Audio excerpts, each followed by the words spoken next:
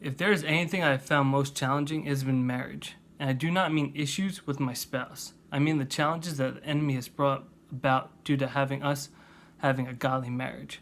Marriage was created by God to procreate and to be each other's helpmates in life. Genesis 1:27 through 28. So God created man in his own image. In the image of God, he created him. Male and female, he created them. And God blessed them. And God said to them, be fruitful and multiply, and fill the earth and subdue it, and have dominion over the fish of the sea, and over the birds of the heavens, and over every living thing that moves on the earth. Godly marriage is where a husband and a wife know their roles. They were created for and chooses to grow in love every single day. We are called to make a holy covenant with our spouse, as stated in Malachi 2:14 through 15. But you say, why does he not? Because the Lord has a witness between you and the wife of your youth, to whom you have been faithless, though she is your companion and your wife by covenant. The Bible is clear in Genesis 2:24, that therefore a man shall leave his father and his mother and hold fast to his wife, and they shall become one flesh. Husbands are held to a high accountability, because they are the priests and the leaders of the home. Ephesians 5:25-33.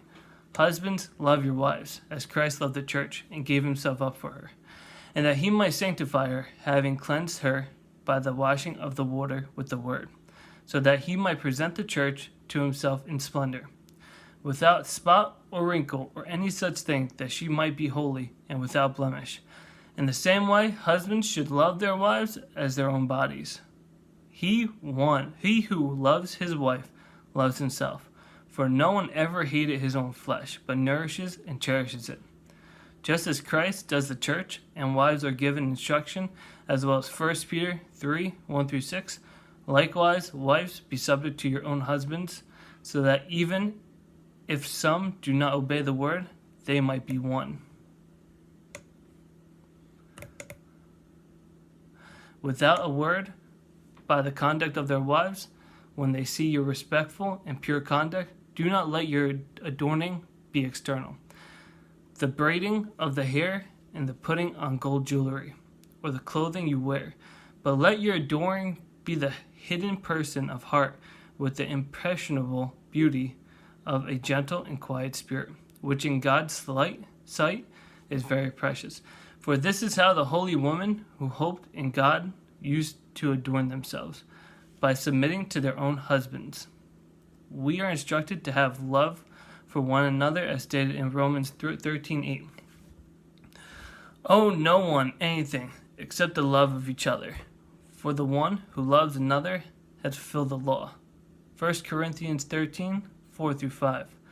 Love is patient, love is kind, it does not envy, it does not boast, it is not proud. It does not dishonor others, it is not self-seeking, it is not easy. It does not dishonor others, it is not self-seeking, it does not easily angered, it keeps no records of wrongs. We are to live in peace with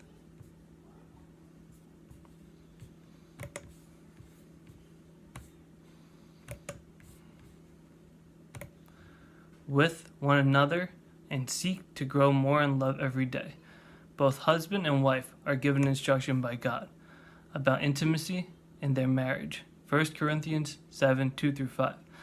But because of the temptation to sexual immorality, each man should have his own wife, and each woman her own husband. The husband should give to his wife her conjugal rights, and likewise the wife to her husband.